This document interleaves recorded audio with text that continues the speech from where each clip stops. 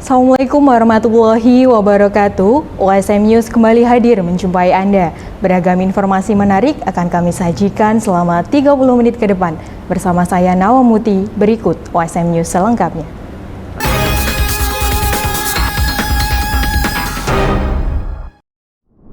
Paham radikalisme masih terus menjadi tantangan serta memberikan dampak negatif bagi keutuhan suatu bangsa. Berbagai tindakan preventif agar tidak mudah dipengaruhi oleh paham radikalisme pun perlu ditanamkan sedini mungkin.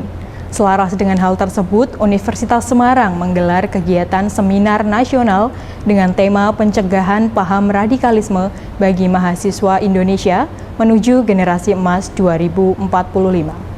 Universitas Semarang menggelar seminar nasional bertema pencegahan paham radikalisme bagi mahasiswa Indonesia menuju generasi emas 2045.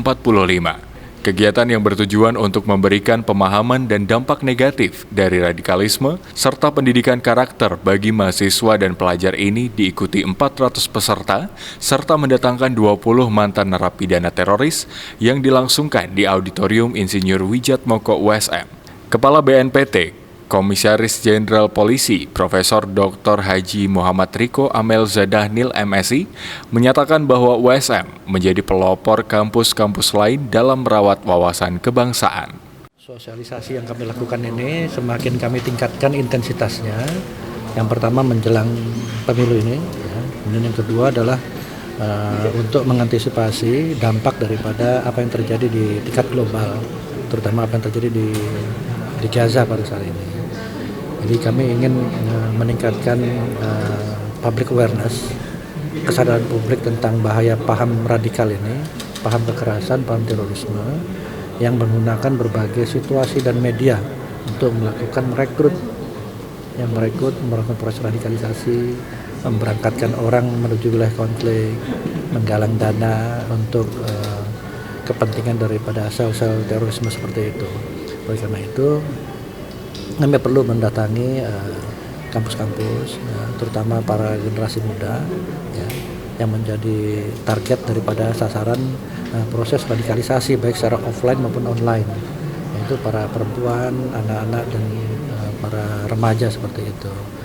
Di samping itu juga untuk membangun kesadaran daripada publik, public awareness, kemudian meningkatkan pemahaman daripada publik daripada komunitas sehingga terbentuk community engagement yang paham akan bahaya daripada ideologi ini, bukan hanya merusak daripada peradaban, merusak rasa kemanusiaan, tapi bagi bangsa Indonesia ini bisa memecah belah daripada rasa persatuan dan kesatuan kebangsaan kita. Ingat bahwa bangsa Indonesia dibangun adalah dari berbagai perbedaan, untuk menjadi suatu negeri, sehingga ideologi radikalisme, terorisme ini yang tumbuh subur dari bibit-bibit intoleransi itu tidak kompatibel dengan negara kebangsaan kita seperti itu. Kegiatan tersebut dihadiri antara lain Ketua Pembina Yayasan Alumni Undip Profesor Sudarto PhD MS PhD, anggota Pembina Yayasan Alumni Undip Insinyur Soeharsoyo IPU, Ketua Pengurus Yayasan Alumni Undip Profesor Dr. Insinyur Kesi Wijayanti MM, Rektor Universitas Semarang Dr. Supari STMT, dan jajaran pejabat struktural USM.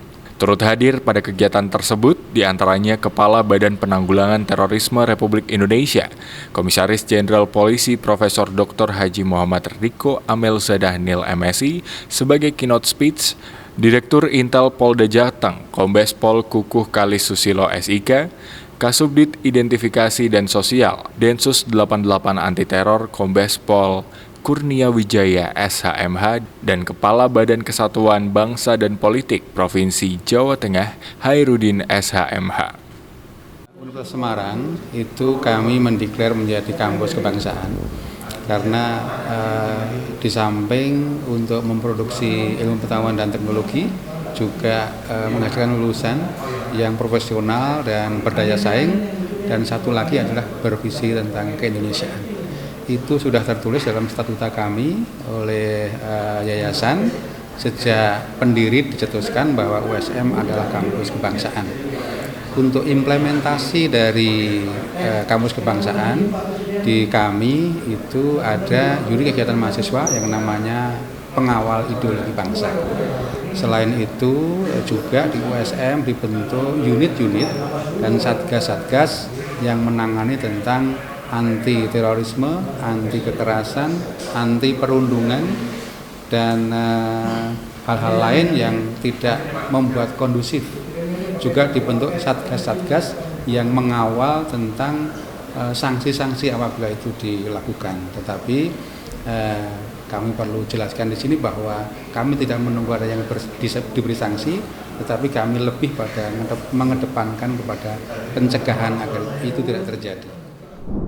Universitas Semarang pecahkan rekor muri dengan hadirkan 20 mantan napiter dalam gelaran Seminar Nasional Pencegahan Paham Radikalisme bagi Mahasiswa Indonesia menuju Generasi Emas 2045. Bersamaan dengan rekor tersebut, Universitas Semarang juga mendapatkan penghargaan dari BNPT atas pencapaiannya dalam mewujudkan kampus yang berkebangsaan dan berkeindonesiaan.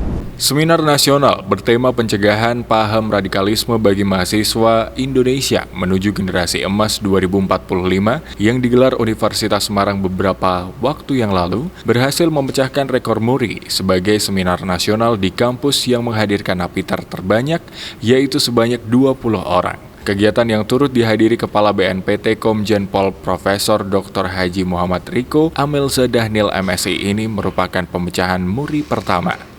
Kami memberikan apresiasi yang luar biasa atas terselenggaranya kegiatan ini. Harapannya kegiatan ini mampu mengantisipasi dan mencegah penyebaran paham radikalisme dan terorisme melalui berbagai pendekatan, ya, baik itu hukum, psikologi, agama, ekonomi maupun pendidikan. Ya, hal ini hal yang baru, belum pernah kita catat sebelumnya. Jadi ini merupakan kegiatan yang pertama. Pemberian piagam rekor muri diberikan oleh perwakilan muri Sri Widayati kepada USM Dr. Supari STMT, Wakapol Restabes Semarang AKBP Wiwit Aris Wibisono SHSIKMH, dan Ketua Yayasan Persadani Sri Puji Mulyo Siswanto. Selain itu, USM juga turut menerima penghargaan dari BNPT atas pencapaian menjadi perguruan tinggi pertama yang mampu membangun infrastruktur dan mendeklarasikan sebagai kampus kebangsaan dan berkeindonesiaan. Satu visi dari Universitas Semarang adalah visi berkeindonesiaan. Saya kira sudah menjadi hal yang biasa bahwa visi perguruan tinggi adalah menghasilkan ilmu pengetahuan teknologi untuk diterapkan di masyarakat dan menghasilkan lulusan yang profesional, unggul, yang mampu memberikan solusi-solusi di masyarakat. Namun di USM ada tambahan visi yaitu berkeindonesiaan. Semua produknya adalah untuk kejayaan Indonesia. Para mantan narapidana teroris yang dihadirkan dalam Seminar Nasional Pencegahan Paham Radikalisme yang digelar oleh Universitas Semarang membagikan pengalamannya ketika terpapar oleh paham radikalisme.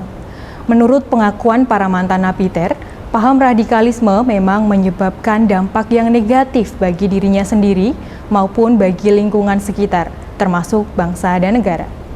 Mantan mujahidin perang Afghanistan, Nasir Abbas mengaku bahwa dirinya telah terpapar paham radikalisme sejak umur 16 tahun dan diberangkatkan ke Afghanistan ketika umur 18 tahun. Dalam seminar nasional bertema pencegahan paham radikalisme bagi mahasiswa Indonesia menuju generasi emas 2045 yang digelar di Universitas Semarang beberapa waktu lalu, ia juga menyampaikan bahwa dirinya menjabat sebagai ketua Mentiki 3. Mahasiswa, saya dulu terpapar umur 18 tahun, jangan 16 tahun, 16, umur 18 saya diberangkatkan ke Afghanistan, sudah pegang senjata, lihat betapa bahayanya kelompok tersebut yang merekrut para remaja, itulah sasaran.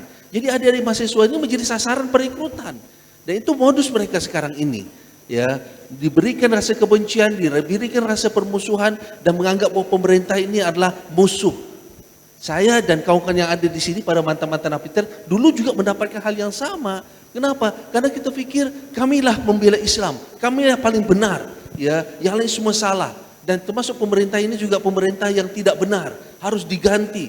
ya maka siap berkorban, siap mati. Seperti Pak Kepala tadi bilang, kalau mati itu akan mendapatkan 71, 72 bidadari. Seolah-olah ya syurga itu milik kita sendiri saja. Pengakuan yang lain juga turut disampaikan salah satu mantan narapidana terorisme Sri Puji Mulyo Siswanto yang kini menjadi Ketua Yayasan Persaudaraan Anak Negeri atau Persadani Jawa Tengah. Menurutnya, setelah sekian lama berada di dalam ajaran tersebut, muncul sikap paling benar sendiri, yang lain itu bid'ah, khurafat, dan syirik. Sri Puji juga membatasi pergaulan dengan orang yang tidak satu pemahaman dan menjaga diri agar tidak berinteraksi dengan teman sepergaulannya. Setelah sekian lama dari tahun ke tahun saya mengikuti pengajian itu, muncullah saat itu sikap ya merasa benar sendiri. Ya, merasa benar sendiri, yang lain itu bid'ah, yang lain itu khurafat, yang lain itu syirik, ya. Kemudian kita mulai membatasi pergaulan dengan orang yang tidak sekomunitas dengan diri saya.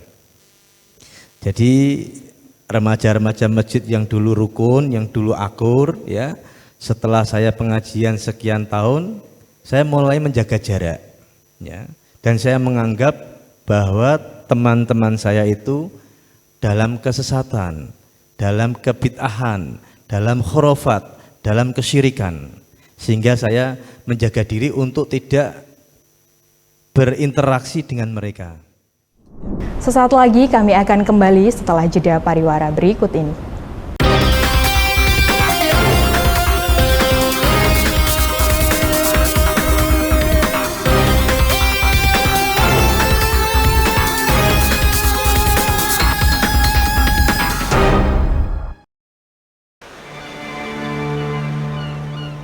Hope. Hope for an opportunity. Hope for a change. Having the right to dream creates a space of equality for the younger generations who were born with limitations. Every person has a dream, but not all can foster baptism. The genuine desire that springs from the depth of the heart with the hope to wander far, to achieve the ever-growing dreams and enthusiasm. This journey cannot stop at all, since here the future of the country, the motivation in reaching a dream is no longer a worry, but rather something worth fighting for. To gather the willpower in building the nation, striving with great impulses, with a variety of arrows that fly fast. There will always be a goal that deserves tenacity. To understand the enduring struggle, to sincerely wish success for those we love. In having appreciation, in providing a vessel for those who excel. Slowly, but surely, the freedom to pursue education should be given wholeheartedly. Indonesia is a nation with millions of young people, eager for knowledge, passionate about accelerating, working for the country, and inspiring as well. Never hesitate to nurture your dreams and to be visionary. To the younger generations, we entrust our future, so erase the differences, and together, we collaborate in raising the standard of our education. This is a long journey worth appreciating in terms of opening up possibilities, for giving a purpose to live in.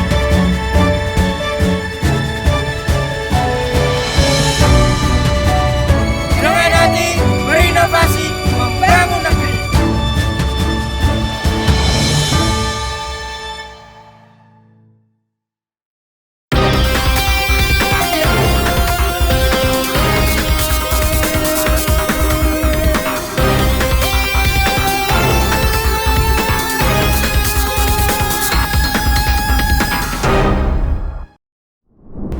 Pemerintah Kota Semarang mengadakan gelaran job fair selama 2 hari.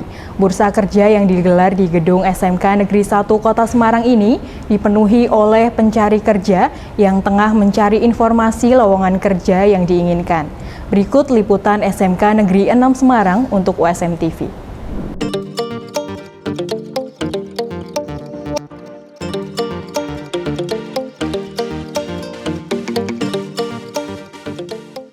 Halo, selamat siang Sobat Pers. Seputar info kembali hadir di sela-sela aktivitas Anda bersama Zara Sefira yang akan menemani Anda untuk meliput kegiatan job fair di SMK Negeri 1 Semarang. Pada hari ini, Selasa 7 November 2023. Yuk ikuti terus liputan kali ini. Setelah ini akan dilanjutkan oleh rekan saya, Sefira.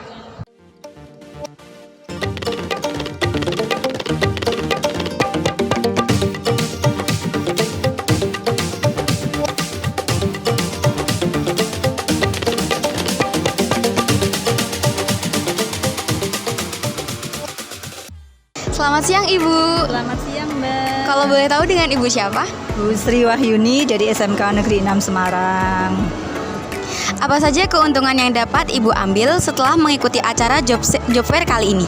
Oh iya, tentunya keuntungannya banyak sekali ya Mbak. Sebagai guru atau petugas BKK di SMK Negeri 6 Semarang, kami bisa menyalurkan anak-anak SMK 6 yang sudah lulus untuk bisa bekerja di dunia usaha atau dunia industri yang ada di arena job fair ini. Bagaimana tanggapan Ibu mengenai kegiatan pada hari ini? Ini adalah suatu kegiatan yang luar biasa karena job fair ini diikuti oleh SMK PK Sekota Semarang ya, dan dihadiri tadi oleh Pak Kadinas dari Dipnaker dan Kacapdin 1, serta diikuti lebih dari 80 perusahaan yang ada di Jawa Tengah. Baik Bu, terima kasih atas wawancaranya. Terima kasih. Kali ini saya sedang bersama salah satu siswa dari SMK Negeri 4 Semarang. Kalau boleh tahu dengan kakak siapa? Ya, saya Cikal Madani dari SMK Negeri 4 Semarang. Baik. Apa saja keuntungan yang kakak dapat setelah menghadiri job fair hari ini? Dan bagaimana tanggapan kakak mengenai job fair yang sedang diselenggarakan? Menurut saya, keuntungan yang saya dapatkan pada kegiatan job fair hari ini yaitu dengan kita dapat mengetahui informasi-informasi dari lowongan kerja dari beberapa atau bahkan banyak. Di sini tadi ada 86 ya Kak kalau nggak salah. Ya, ada 86 perusahaan yang mendaftarkan di kegiatan job fair pada hari ini. Dan tadi juga disampaikan oleh narasumber bahwa dari Dinas Ketenagakerjaan Kota Semarang itu dengan diadakannya job fair seperti ini dapat mengurangi nilai pengangguran ya Kak, di Kota Semarang terutama seperti itu. Baik, terima kasih Kak atas wawancaranya. Kembali ke rekan saya Zahra. Demikian liputan kegiatan pada hari ini. Zara Sefira pamit undur diri. Terima kasih, sampai jumpa. Belasan mahasiswa dari Universitas Negeri Yogyakarta yang sedang melakukan kegiatan kuliah kerja nyata atau KKN menggelar konservasi pembuatan ekobrik. Kegiatan ini dilakukan di TPS 3R yang ada di Kelurahan Tambahrejo, Blora, dengan didampingi Kepala Kelurahan dan Pengelola TPS 3R. Belasan mahasiswa dari Universitas Negeri Yogyakarta yang sedang melakukan kuliah kerja nyata atau KKN gelar konservasi pembuatan ekobrik. Kegiatan dilakukan di TPS 3R yang ada di Kelurahan Tambahrejo, Blora dengan didampingi Kepala Kelurahan dan Pengelola TPS 3R. Antusias 15 mahasiswa dari Universitas Negeri Yogyakarta yang sedang melakukan kuliah kerja nyata atau KKN dengan mengisi kerja kelompok membuat ekobrik. Kegiatan dilakukan di tempat pengolahan sampah Reduce Reuse Recycle atau TPS 3R dengan didampingi Kepala Kelurahan Tambahrejo dan Pengelola TPS 3R. Satu persatu mahasiswa tersebut mengambil botol bekas minuman mineral dengan diisi limbah plastik. Diharapkan daur ulang sampah dapat mengurangi kebutuhan akan bahan mentah baru. Dengan menggunakan kembali bahan bekas, dapat pula mengurangi penebangan pohon, eksploitasi tambang, dan ekstraksi sumber daya alam lainnya. Selain itu, ekobrik ini membantu melindungi habitat alam, mengurangi kerusakan lingkungan, dan melestarikan keanekaragaman hayati. Sementara itu, Kepala Kelurahan Tambahrejo, Martin Ukik Ardana, mengatakan dengan pembuatan ekobrik diharapkan warga dapat meningkatkan kepedulian terhadap lingkungannya. Perasaannya senang sekali karena banyak potensi di Kelurahan Tambahrejo yang memang bisa kami angkat untuk menjadikan sebuah program yang bermanfaat bagi masyarakat kelurahan tersebut. Salah satunya membuat apa ini, Dek? Ini merupakan inisiasi dari mahasiswa KKN, yaitu membuat ekobrik karena kita melihat adanya potensi dari TPS 3R untuk memanfaatkan limbah plastik. Jadi kita akan membuat ekobrik yang harapannya akan memberikan nilai guna dan membuat karya supaya bisa dinikmati oleh masyarakat sekitar. Ya, kami mengenalkan limbah plastik atau limbah sampah kepada mahasiswa KKN UNY dengan membuat ekobrik.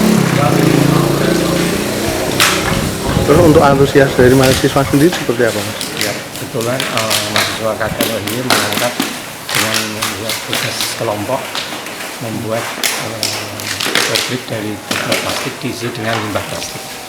Nah, berarti ini memang sudah program kelompok dari perguruannya atau gimana? Ya, memang ada tugas kelompok dari mahasiswa UNY dengan membuat ekobrik memanfaatkan botol plastik isi dengan limbah plastik dengan membuat tulisan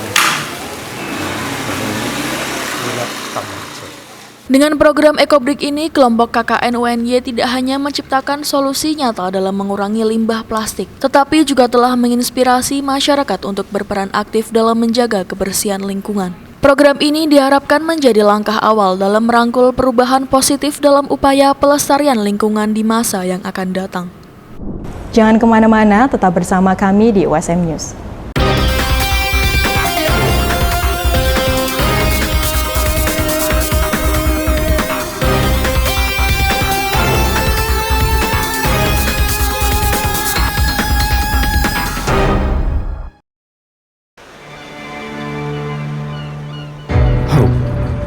Hope for an opportunity. Hope for a change. Having the right to dream creates a space of equality for the younger generations who were born with limitations. Every person has a dream, but not all can foster egotism. The genuine desire that springs from the depth of the heart, with a hope to wander far, to achieve the ever-growing dreams and enthusiasm. This journey cannot stop at all, since here the future of the country, the motivation in reaching a dream is no longer a worry, but rather something worth fighting for. To gather the willpower in building the nation, striving with great impulses, with a variety of arrows that fly fast. There will always be a goal that deserves tenacity. To understand the enduring struggle, to sincerely wish success for those we love. In having appreciation, in providing a vessel for those who excel. Slow, but surely, the freedom to pursue education should be given wholeheartedly. Indonesia is a nation with millions of young people, eager for knowledge, passionate about accelerating, working for the country, and inspiring as well. Never hesitate to nurture your dreams and to be visionary. To the younger generations, we entrust our future, so erase the differences, and together we collaborate in raising the standard of our education. This is a long journey worth appreciating in terms of opening up possibilities, for giving a purpose to live in.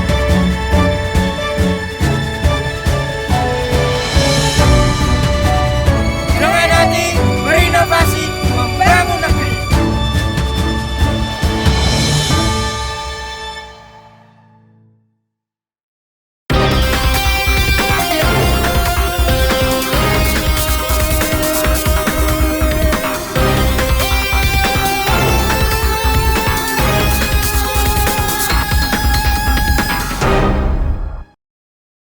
Rektor Universitas Brawijaya, Profesor Widodo berharap agar klinik UB sebagai salah satu layanan kesehatan di kampus mampu meningkatkan layanan dengan semakin profesional.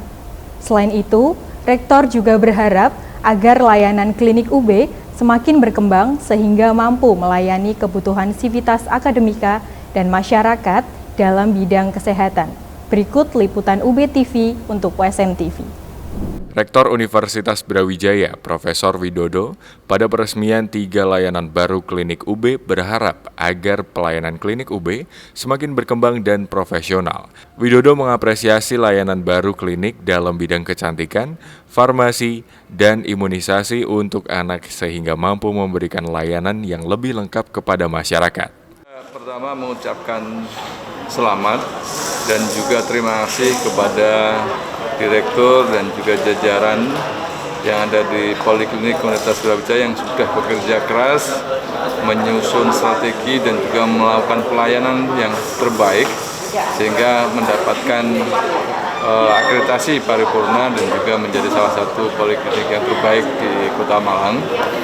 Dan tentu ke depan kita berharap bahwa pelayanan terus ditingkatkan dan menjadi salah satu tujuan atau tempat untuk pelayanan kesehatan khususnya di Universitas Brawijaya dan juga masyarakat di sekitar kampus Universitas Brawijaya, dan juga tidak hanya pada hal-hal yang sifatnya sakit tetapi juga layanan-layanan yang sifatnya preventif yang hari ini diresmikan, yaitu ada imunisasi untuk balita, ada pelayanan estetik dan kecantikan, dan pelayanan apotek yang bisa juga digunakan oleh masyarakat umum untuk memperoleh layanan-layanan kesehatan dan juga preventing, pencegahan terhadap kesehatan terhadap penyakit.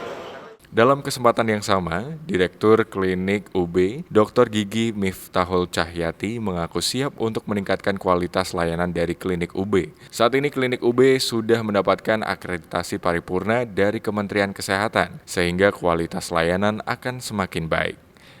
Banyak upaya-upaya kami untuk menjadikan Klinik Universitas Brawijaya ini bisa memberikan yang terbaik dan juga yang terbaik minimal di Kota Malang, dan alhamdulillah kemarin di tingkat Jawa Timur pun kami juga diundang terkait dengan layanan jaminan kesehatan nasional, di mana kami alhamdulillah insya Allah bisa memberikan layanan BPJS yang baik kepada customer-customer kami.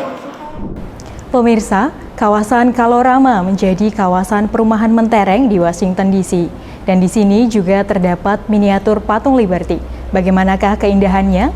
Selengkapnya akan terangkum dalam 5 km. Sekaligus mengakhiri perjumpaan kita di WSM News hari ini. Saya Nawam Muti dan segenap kru yang bertugas pamit undur diri. Wassalamualaikum warahmatullahi wabarakatuh. Di mana kawasan banyak rumah mewah dan juga kediaman para perwakilan negara-negara asing di Washington DC. Ini adalah Kalorama, kawasan rumah mewah yang ada di pusat kota Washington DC. Presiden Obama juga tinggal di sini, tapi kita tidak bisa mendekat ke rumahnya. Yang bisa kita dekati adalah rumah Duta Besar Prancis yang menyimpan patung miniatur Liberty. Patung yang melambangkan kebebasan dan kemerdekaan ini didatangkan langsung dari Paris, Prancis pada bulan Juli lalu ke kediaman Duta Besar Prancis untuk Amerika. Patung yang diberi nama The Washington Statue of Liberty ini adalah salah satu dari 11 duplikat resmi yang dibuat berdasarkan sketsa dari pemahat patung Prancis Frédéric Auguste Bartholdi. It's a great privilege for me to be the one who is able to have the little sister arriving to Washington and to be presented here in our residence. It's also for me as ambassador a very I think good way to underline not only that the friendship between our two peoples was important in the past, but also that it remains a crucial asset for our countries for the international cooperation. Tinggi patung ini hanya 3 meter, 16 kali lebih kecil dari patung Liberty yang berada di kota New York.